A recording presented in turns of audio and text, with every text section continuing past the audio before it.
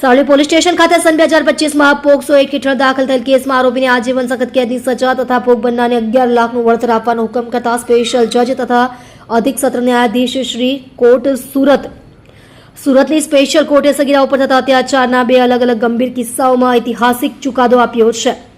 કોર્ટે માનવતા અને કાયદાના રક્ષણ કાજે બંને આરોપીઓ 20 વર્ષને જેલની સજા ફટકારી છે. આ ચુકાદા દરમિયાન કોર્ટે અત્યંત સંવેદનશીલ ટિપ્પણી કરતા જણાવ્યું હતું કે હવે સમય આવી ગયો છે કે સમાજ અને ન્યાયતંત્ર ભોગ બનનાર સ્ત્રીની વેદના અને તેના ચીખોને સાંભળે. મિત્રતાના ઓથે 13 વર્ષની માસૂમ સાથે દુષ્કર્મ. પ્રથમ કિસ્સામાં સુરતના સણિયા હેમાદ વિસ્તારમાં રહેતા 20 વર્ષીય આરોપી રાઘવેન્દ્રસિંહ ભદોરિયાએ પાડોશમાં રહેતી માત્ર 13 વર્ષની માસૂમ કિશોરીને પોતાની જાળમાં ફસાવી હતી.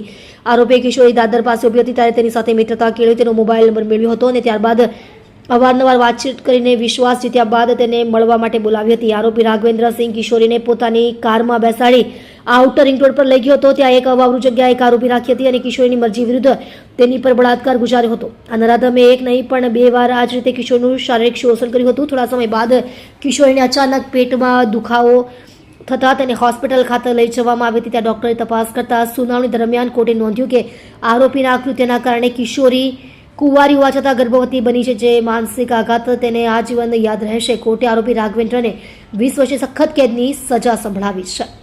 તમે જોઈ રહ્યા છો DNY ન્યૂઝ ચેનલ રમનદીપ કૌરની સાથે.